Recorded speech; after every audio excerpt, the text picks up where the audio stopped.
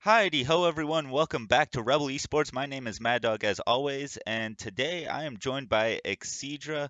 Today we're just going to be going over our thoughts over the first week of the Overwatch League season. I know it's already Sunday or Monday whenever this is getting uploaded, but we'll have week two next week when it's all done and we can process all that.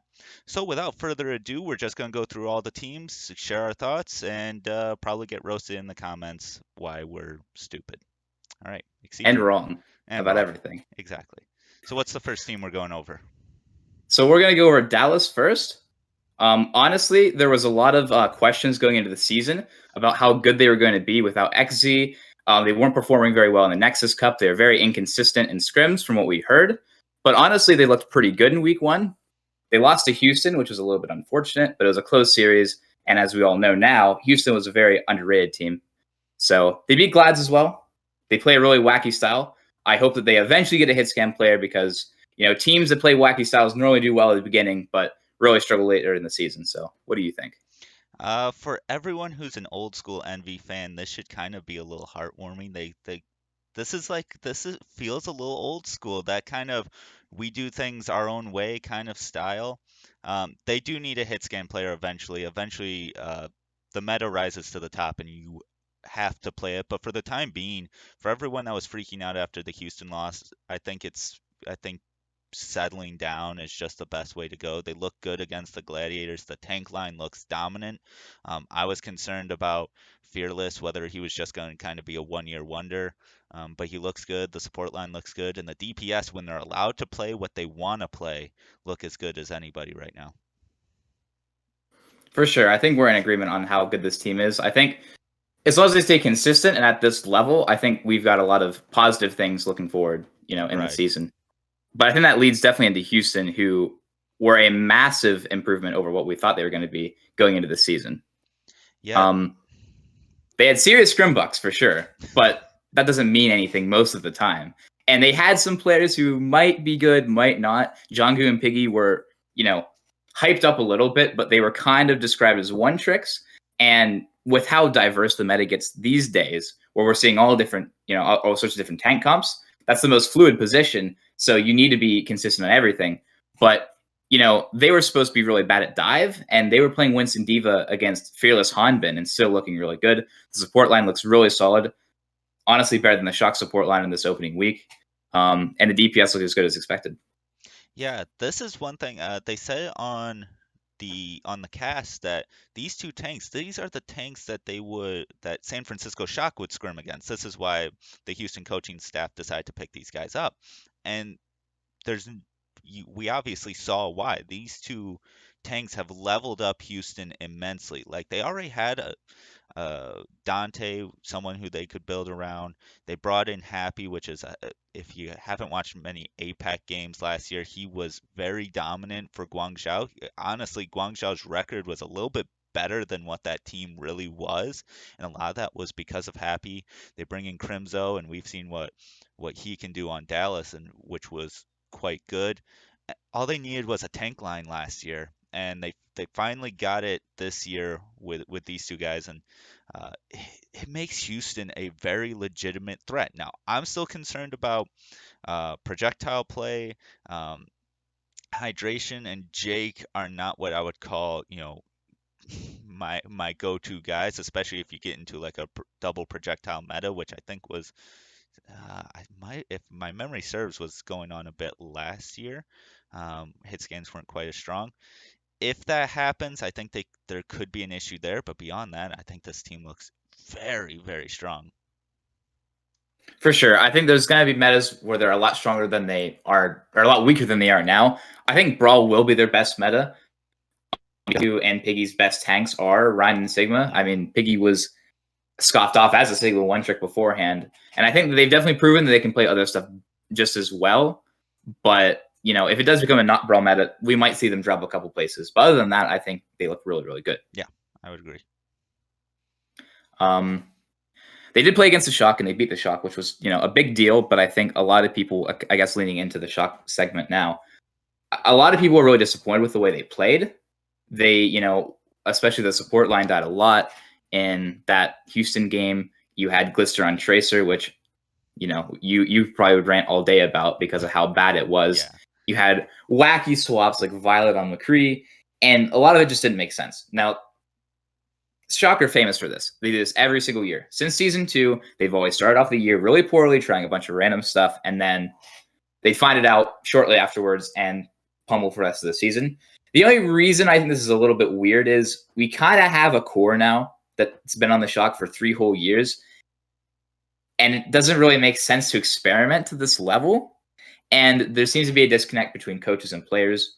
Striker seemed extremely upset about this game against Houston after they lost, but it seemed like the coaches didn't care with playing Violet on McCree and Glister on Tracer. You know, I think the team's going to be good. I don't think this is something that we should be scared about. Just, honestly, I think I would just put a massive asterisk next to the Shock right now because we know they do this every year. Mhm. So it's hard to say how good they're going to be. But they look good against the Glads. I mean, individual players for the most part have looked good. So, what do you think? I posted this on Twitter. I thought for sure this game was the game that they played against Houston. I thought that was going to be them against the Gladiators. I expected them to come out and lose their first game. Because the bottom line is, after winning two championships, it's hard to get up for those early games. I mean, I figured the Gladiators were going to be coming out gunning for blood. They had built a roster that was expected to be able to compete for a championship this year, and so I expected San Francisco to drop that first game against a team that was very hungry, and instead they got through the Gladiators fine, but it was Houston that was a team that was hungry, that was coming for blood, and they came in and ended up beating the Shock. I'm not worried about the Shock. I still hold that they are the best team in the league right now, without in not a doubt in my mind. They have the best tank core of any team, and in my mind, tanks win championships. You have still the best tracer in the world 3 years running, an excellent support line, uh, DPS to boot to work around striker. I think this is the best team without question. And I would just say I kind of saw this coming, and I'm not that worried about it. I think that I do understand your point. Like, yes, players are still upset, and the coaches didn't seem to care, but I mean, this happens every year. I'm sure there was probably a conversation afterwards with like, "Hey, striker, buddy, you know we always do this, right? Like, why are you so upset?"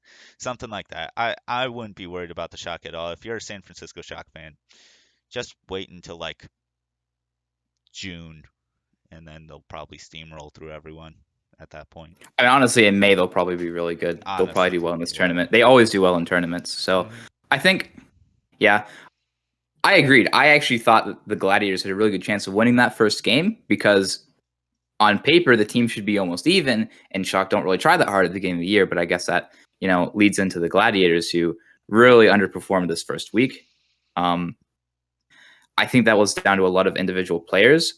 They seem very uncoordinated for sure, but also I think Muse, I know he had to play against super high level main tanks and have to compete against them. I don't want to be too harsh on him, but they are supposed to be a championship level team. So he needs to be able to compete with these players for sure. And I think Shu also didn't look very good, which is strange because he's always been a very, very strong player. Um, but I mean, Space looked okay. Moth looked just as good as he did on the Shock. If you watch his POV in any of those games, he was playing perfectly well. But it's hard to hard carry a game on Lucio. So I think if they iron things out and start beating teams easily next week, because in week 2 they have some easier teams to play against. I believe they play against the London Spitfire, if not another weaker team. So if they can 3-0 them and look good in that game, I think that at least shows they're not a bad team, but they just need to figure themselves out. This is a new core. They haven't played together before. They can definitely eke these things out over the season, but it's a little bit concerning that they're not starting as good as we thought they would. Right, and kind of alludes to the point I had previously. Tank play wins championships in this league, and if your tank play, specifically the main tank, isn't up to snuff, it's gonna show. I thought Space played fine. I thought he played as well as he usually does, which is as a top tier flex tank, especially a Western flex tank. I thought, yeah, like you said, Moth played as good as he was on Shock. It starts with the main tank out, and if we'll see. Hopefully, the rookie kind of finds his footing against some of these weaker teams and is able to get his confidence and be able to level up a little bit. But if he doesn't, this Gladiators team, which I think has a lot of promise everywhere else in the lineup, will not go very far, unfortunately. Yeah, I think they really do need to level up from their play right now. It's a long season. You Yeah, got another 20 weeks or so to go before the playoffs, and they definitely have a good enough roster to get a good enough record to get into the playoffs. The question is, are they going to go far in them? right. So, um, next team up is Toronto. I don't have a lot to say about them, but they played pretty well. Hisu and Sato looked just as good as expected. They have KDG as their head coach, who was the head coach of the Fusion in season 3. So they got a good coaching staff. Nice was not as good as I think people had hoped for. His tracer wasn't particularly amazing. But Lastro was pretty good. Ansunjae was pretty good. They really only lost that one map to Vancouver because they subbed in Logix, Beast, and Aztec all on the same map. And it does seem really weird that both Logix and Beast are still on this basically full Korean team. But, I mean, Michelle looked good. We were kind of questioning what he was going to do because he was on Seoul all last year, Yep. but then Marvel played off tank over him, which for Sigma makes sense, but for like Diva it made no sense. So there was question marks around him. But Sato played really good. The players we expected to play good played good, and the players we expected to be kind of played So I think they're playing about as expected. I don't think they're going to compete with the top tier teams, but I think they're going to definitely pretty consistently beat the lower teams. The question is, how good are they going to be against teams like Atlanta, Florida throughout the season? Yeah, that's exactly it. I think this is a decent roster, nothing too special. The not that even interesting. I'm sorry, Toronto fans, your team's kind of boring. Like I look at that roster, I'm like, okay, you got Sato, Isu, okay, I guess. It fits their branding because they also have like the most boring colors and logo in the Yeah. league too. I mean, the Yeah. only team that can make a black and red uh color palette look terrible. Way to way to go, Toronto. Um, and also, how are Logix and Beast still in the league right now? Like that blows my mind. We soon can't find a roster. Agilities can't find a roster. Uh, but yet these two guys are still in the league. That absolutely blows my mind. But yeah, In a very weird world, I could kind of see it. Like, okay, maybe you need Logix, even though you have Hisu who can play literally anything. no. And like, if you want to play double main tank, you want to play the Rhine Orisa, maybe Beast plays Orisa for a map or two. I don't understand it either. Like, obviously Aztec has reason to be there. Like, he's half decent, and you need 2 flex support players whenever you Of know course. have a meta like that. But yeah, the roster's a bit weird, especially considering that Beast got kicked off the roster and then got picked back up after they knew they were making a full Korean roster. I guess they have to have something interesting about them this Yeah. year. Yeah. Speaking about Canadians, Vancouver, I don't really have much to say about them either. They didn't really play that well, unfortunately. I said before this year that there were 2 teams that were like really heavy sleeper teams that could potentially be a lot better than expected. And I said Houston was one of them. I ended up being right on that one, though. Yep. I didn't think they'd be this good. And then there's Vancouver, where I said, well, I think the support line is good. I think Fire was actually a really good player. I mean, Funny Astro was on the bench on Atlanta Reign too, and he ended up being like the best main support in the league. Yeah. So, maybe Fire's really good. Fried was actually pretty good in like season 2 or 3. Linkser we know can be good. Like I didn't have a lot of faith in this team being really good, but I thought maybe they have some potential. Again, it's early on with a new team, but they haven't really been showing me anything that really impresses me. So I guess that's about it. Yeah. I guess it's better than last year. I guess. Well, they were runaway from like 2% of last Okay. year, Yeah. so I don't know. They're They not were runaway at runaway. this point in the year, so it's a little bit hard to Yeah, compare. okay, so not better than at this point last year. I mean, when you had Yeah. Runaway plus Fissure, and then on your bench Ryu Jae Hung and with his swan song. But compared to the end of last year, it's better than like Shockwave being your only decent player. I guess that's the best I can say. Hopefully you're not in the basement this year. Yeah, for sure. So I want to talk about Florida and Atlanta, but I want to talk about them at the same time because I think they're like mirror opposites of each other. They played against each other. Um, at the beginning of, I think it was like the second day of week 1, and there's questions around, I think, both these teams. I think a lot of people rated Atlanta really highly this year, but they rate Atlanta highly every year, and they end up not being as good as expected. It's true. When Atlanta can play their game, which is Kai on McCree and, Hawk on Diva, and then Gator on Reinhardt, Masa and Lucio, all this stuff. If they can play their game, I think they are a really good competitive team, but they look horrible on the Winston or the double bubble comp. If you can't put Kai in like a carry role where he can just shoot things, then it really does feel like he struggles, or the team struggles as a whole. And Florida is like the opposite, where I think they're terrible at brawl, right? OG's Reinhardt is not very good. But whenever you see them on the double bubble, they're really good. I mean, OG's Winston is still really, really, really, really, really good. So I think my biggest thing is, like, from looking at APAC, which we'll get to later, it's obvious that you can basically get away with playing double bubble anywhere. I mean, Seoul and Guangzhou are playing it on King's Row, where you'd assume you'd always play Reinhardt. Right.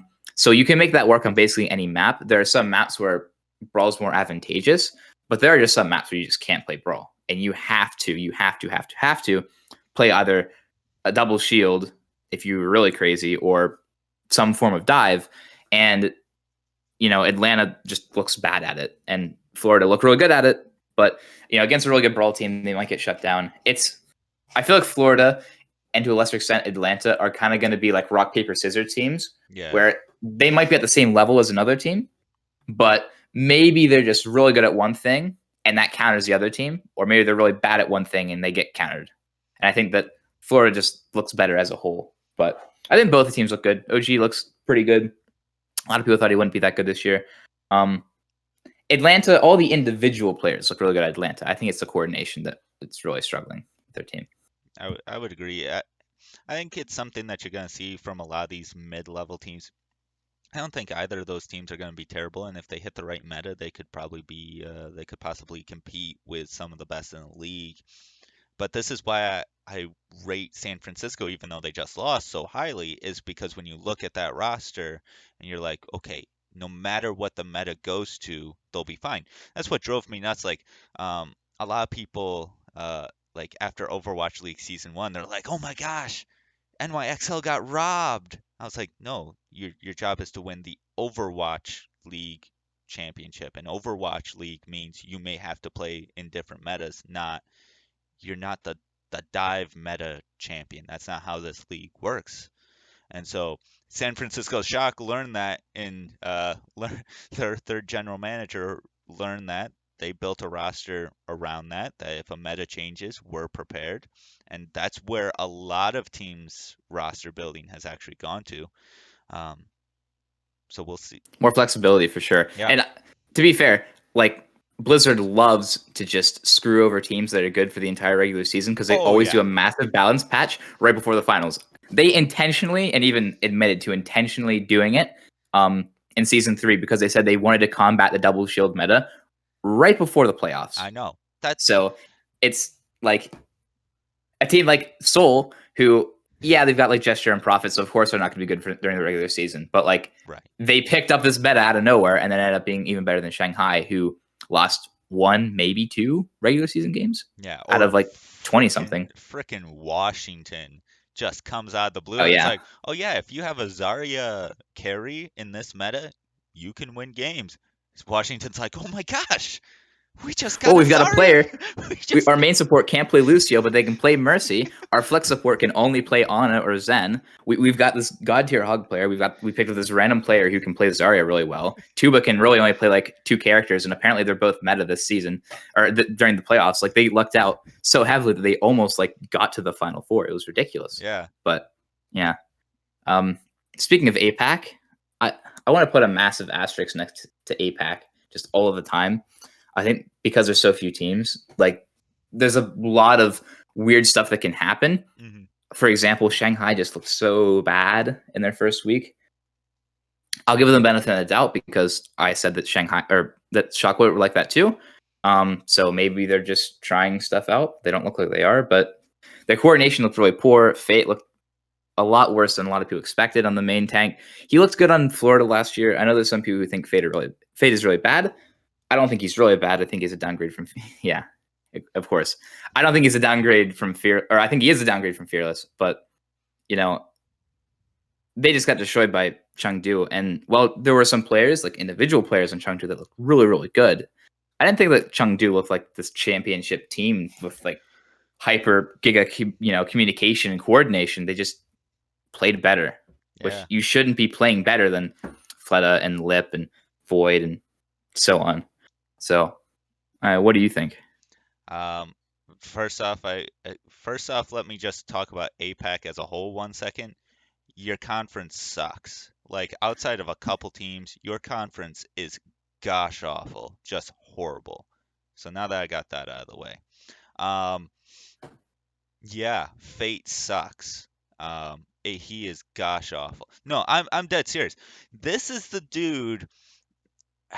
This guy requires so many resources, and I have heard this from like since season one LA Valiant that every team he goes to, he just requires so many resources to stay alive. How he played well last year boggles my mind, to be honest. It surprised me as anything. This is a guy that almost screwed up the powerhouse South Korean World Cup team that they almost lost to Finland in a GOATS meta when two of their best players were hit scan players. Like, how do you do? That's how bad this guy is.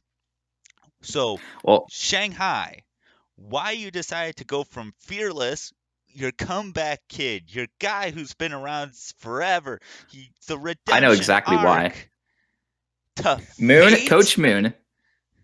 To be fair, Coach Moon, who is the head coach of the Shanghai Dragons, was originally the head coach of the LA Valiant, and he's a massive Fate simp. He would spend the entire team's budget to get Fate on this team. I don't know why. I think it was Custa that said this, and Custa was also on the LA Valiant at that time. So it's really clear that he's a really big Fate fan. I hope it pays off. Again, I'm not going to be as aggressive as you were with Shanghai because I'm trying to be fair to Shock, so I'm trying to be fair to Shanghai. Team I'm not going to be fair to is Guangzhou Charge.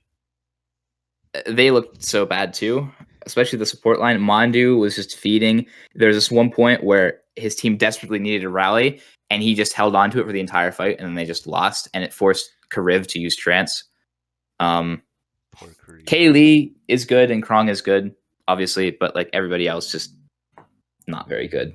So I hope they can play a lot better because they've got a roster that on paper is pretty good, but Yeah. it's not looking like it. Hashtag free Kareem. Um, yeah, this is a team that wasn't very good last year. I mean, they had a decent record from what I could remember. Um, but they were, I think I remember posting on Twitter or something last year that they were like the worst good team that I've ever seen. Um, I can and see that. and now they're just a not very good team. I think they've downgraded in some areas. So I don't, I think this is about what I expected from them, to be honest. Again, hashtag free Kareev. Free Crave for sure. I'm a big Crave fan. I kind of wish he could, The man have is a little bit more old. luck with the teams he gets I signed to. know. The man is old. He's not going to play in this league forever. Come on, get him to a contender so he can win a championship. Get him on San Francisco. I know they have like 18 flex support players, but Violet looked bad. Just move on from him. Let's go. Let's bring in Kareev. Yeah. Yeah, I mean, Kriv did beat Twilight in that like one match back in season 2, so Exactly. I'm pretty sure that makes Kriv better. Valiant, I Ah, Valiant didn't look as they look like a mid tier contenders team. Uh, that's they because they took a literally map off signed a Chengdu. mid-tier contenders team. Well, that's because they refuse to pay more than 50K for their players who are that's the minimum in the league. This is like a hardcore budget team. I don't really know what to say other than they played. Some of the players are good. Crystal was okay. Milan Ren was actually pretty good. The tank line was passable. Support line, I mean, not really a big fan of the support line. I'm pretty sure one of the support players is a flex tank player, which just shows you how budget they're going this year. But they took a section of Busan off of Philly, so I guess they got that. I guess. I mean, if there are any Valiant fans left, and I'm so sorry that you're still a Valiant fan if you are, there's gotta be someone, another team out there that's, why would you do that to yourself? Um, I would say the Gladiators, but I guess that's not really working out too well for you guys either. So I would say the Shock because that's the last California yeah, team. But I yeah, mean, go support some. let's hope they play better than in Week 1 That's because then true. you're really screwed if you live in California. Uh, You really want to support this this a team support a is team. this team is paying players with crackers at this point. They're just like free dinner. That's your payment. That's how cheap they're going. Like this is a disaster. This is gonna be a disaster all year. Like this is what happened. Like you couldn't even sign like a good proper up and coming contenders team because you waited until like a week before the season started. I mean, Well, this to this be is a fair, they talked to a lot of like pretty high level Chinese players and contenders, and they were like, "Oh, okay, yeah, sure, I'll join your team." And they said, "Oh, by the way, you're getting the minimum league's salary, and you're probably not getting very good accommodations." And they're like, "Well, I'm worth more money than this. I'm just gonna wait like right. a year or two, and I'll be on Chengdu or Hangzhou or Guangzhou or wherever Mhm. is still signing Chinese players, and then Yeah, I'll." I won't ruin my career by playing on this team for a year when they're just this massive dumpster fire. exactly. I So like, I feel bad for the players, because someone had to play for this team, unfortunately. Um, but this is like Shanghai Dragons 2018 levels of dysfunctional I and think bad. I think they'll win a game at some point. APAC is weird. There's some teams that aren't playing very well. There's a chance, but I mean, hey, at least Crystal's with his girlfriend now. He's living in China, so That's I mean, true. maybe he'll That's play true. twice as good as he did on Hangzhou. Exactly. Um, Chengdu looked really, really, really good this week, and not because they played random wrecking ball comps that made no sense. No. They played the meta and they played it pretty well. Gaga on Winston was really, really good. Was a lot better than Fate, if that means anything, this week. Not high bar to clear. Monk, who is a flex support they picked up last minute because 1987 was playing really bad in scrims, actually looked pretty good.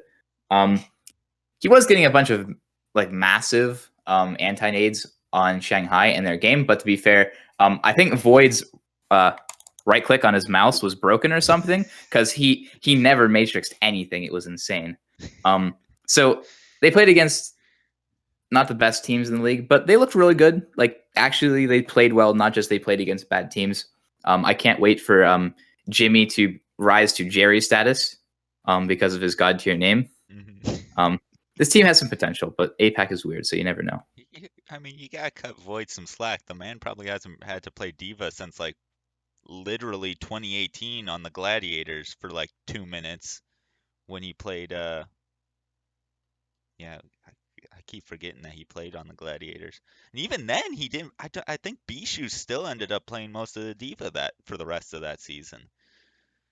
So I think it was mostly Void, but I mean, that was a freaky. I don't know. 2018 was a weird year, especially for the Gladiators.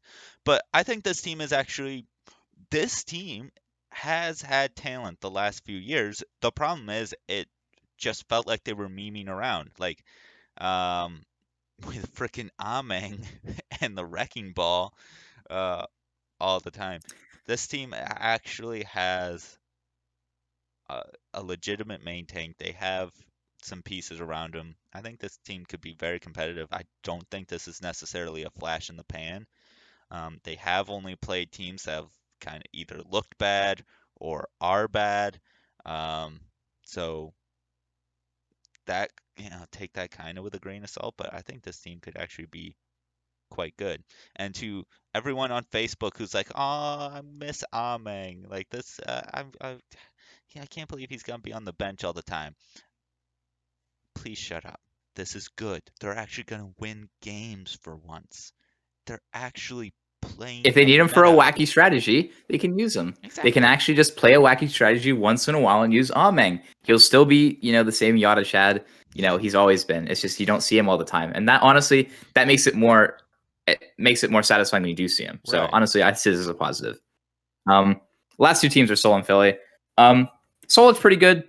My only complaint is you should only ever played Gesture when Winston is meta because he's not very good at anything else. He's still really good at Winston after all these years. But if Ryan's meta, put Marvel in. If Orisa's meta, I mean, I guess put Gesture in and just tell him to sit behind his shield the whole game. If Wrecking Ball's meta, definitely put Marvel in. His ball is not very good. But Prophet looked pretty good. Fitz looked really good. Animo played a lot of Mercy, which concerns me that maybe his other supports he's just not very confident in. His Brig was passable, but they like never played Brawl. So I'm concerned that, Animo's Lucio, which wasn't really that good last year, has degraded a little bit more, and they're just not confident in it. Hmm. Um, but overall, I mean, they're gonna go like just barely positive, and then go to the playoffs, and then get to the finals. That's what they do. Exactly. Um, There's Philly looked. Oh yeah, sorry. You should. yeah. There's enough bad teams in APAC where they can just coast on their talent, win enough games to make the playoffs, and then just dominate in the playoffs. But I agree. Like you said, Gesture, and this has been known for quite some time. He really only plays Winston and Orisa pretty much. Like Reinhardt has not been his specialty. Reinhardt has never been his specialty. And you got a guy in Marvel who's shown he can play it quite effectively over the last couple years. It's just better to switch him over. Prophet looked quite good. Um, I was very concerned after last year. Where there were times where he just really didn't. It wasn't clicking for him. This year he looks on point. He looks as good as he usually does. My only issue is like their communication.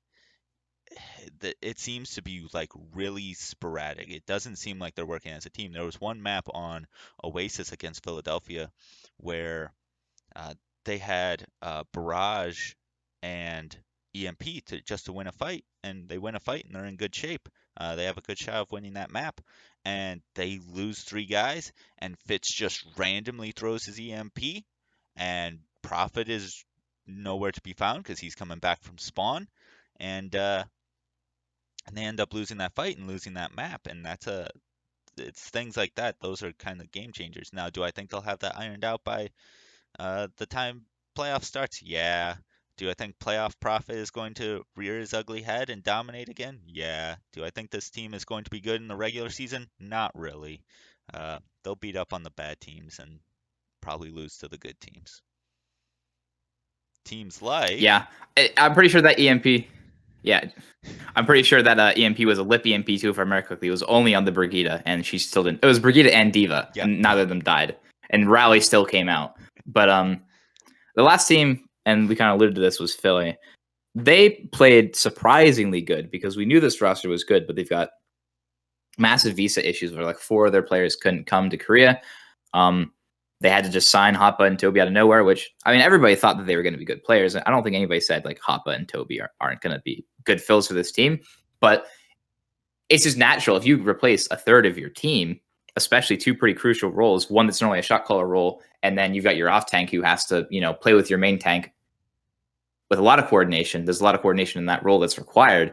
It definitely looked like they would lose to Seoul at the beginning, but that wasn't the case. They played extremely well. Carpe is still really good at clicking heads. Rascal played really, really well in the May. Rascal can be good at any character. It just depends on which character he decides to practice, which I think is really good for this team. Toby looked really good. Looked a lot better than Animo. So I'm not sure what Solo's doing. Mono was good. I think a lot of people thought that Mono was going to be a massive downgrade from Sato. I know you disagree with that, but if you looked at the record in season 3, I can understand why some people would kind of say like Sato looked like the better player. But as a whole, I mean, it's because their coach. I mean, they've got 9K as their head coach. He was a shot coach back in season 2, and then coached Paris in season 3. And I mean, he made Ben Best good. So I mean, yeah, if he's got this good of a roster, he's going to do well. yeah. So one of the biggest things that I took out of it was just the addition of Rascal and how he played. Now, I've been on the record multiple times saying Rascal is or has always been just a kind of jack of all trades, master of none type. He is discount profit. Like I remember at the end of last year, Dallas fans were like, "Oh, this organization sucks. Like they lost Rascal." I was like, Really? Well, Sinatra said he was the MVP. I was like, no. Well, he might have said that, but that is literally the dumbest statement. He's not very good. There's a reason why he's always kind of fringe on rosters. He's never like solidified as a starter and hasn't ever been since he played on in Apex back when he was Birdring sidekick. He's always been the sidekick. Um, but this year he looked quite good. He looked like he could compete on Tracer with a guy like Prophet, who is one of the best in the league. A guy who can, of course, still play his signature hero, the May, and played it very, very well. Um, Hopefully he has leveled up a few more of those heroes to where he could be an excellent flex type player, someone who can kind of just not just gap fill like he did with San Francisco, but kind of be kind of like what EQWO was a couple seasons ago, where like he was a more flexible option as Carpe's sidekick, where Carpe could just focus on what the most important character was in a meta, and then Rascal could focus on the second most important character. Um, I think the main tank, I will stand by it. They upgraded massively from Sato. I'm still impressed that Sato's still playing well, but and maybe I'm alone on this. I think Mono is and has been one of the best or the best main tank over the last few years. Unfortunately, NYXL just hasn't been very good. And I think that kind of stems from coaching and a lack of like super strong DPS play. Mono is, yes, he's more passive, but he's super, super, super smart. He can play the Reinhardt, he can play the Winston extremely effectively. There's no like questions on that. I think he adds a lot of stability to this roster. Hoppa has played fine. I think he's the one I've been most surprised with because I thought Hoppa was always kind of mediocre. And then watching NYXL last year, I thought he was pretty much washed and out of this league, but he looked fine. Um, Toby is the ageless man. He just keeps playing and playing well. And kind of the weird thing I noticed, and this might be the last team in the league that's like this. This team is completely made up of players who played in OG and Apex at one point or another, as of right this second, that starting six. Obviously, Funny Astro, I don't think did, and Poco didn't, as far as I know. But that six, Hoppa played in season four with, I think, LW Red, and Alarm and Carpe played in. I'm trying to think. Uh, BK Stars together back when Alarm was a main tank. Um, Mono played, I think, with LW Blue for a time. Um, and then Toby, of course, played for uh, Lunatikai, and then Rascal played with, I think, it was either GC Busan or Kongdu Panthera with Birdring. But yeah, a A lot of lot old players. If you lot of actually like took old this man. roster and like showed it to like season one players, they actually be like, oh yeah, this roster makes sense. Yeah, Like you show them like the modern day Glads roster or the modern day Shock roster or Houston roster and say, here are good teams in season four. A season one viewer would be like, what the hell are you talking about? But season one, it actually makes sense. A lot of OG players that have actually been pretty consistently good for this whole time, and like there is no like rookie presence on this team. It's just all mhm, old players. I guess like Shockwave's about it. Funny Astro's been in contenders for a while. I don't think he's quite as old as the other players, but like it's a very veteran team with a mhm. very, very, very distinguished coach. So I'm of the opinion that no doubt in my mind right now that they're the best team in APAC by a pretty considerable margin. Even if Shanghai plays as good as we expect them to, I still think Philly's better. Right. I would agree with that 100%. But I think that's all my thoughts. What about you? Yeah, I think that's about it. I think this is an exciting time. I agree with one person, either on Facebook or Twitter, shouted out that this is the best we've seen the Overwatch League probably since 2018. Like the games are fun, the meta is diverse. You're seeing a lot of different things. The competition is there, the production is there.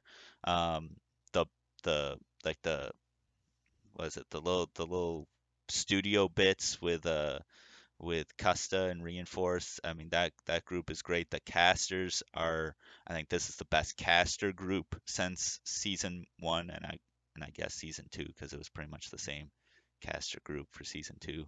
Um, I think I think this is about as good as Overwatch League gets, and the viewership numbers are reflecting that. So that's always nice to see. So I'm super excited for this season. I'm super excited to keep making more of this kind of content for you guys. Um, and we'll see you guys next week. All right. See ya. Yep. See ya.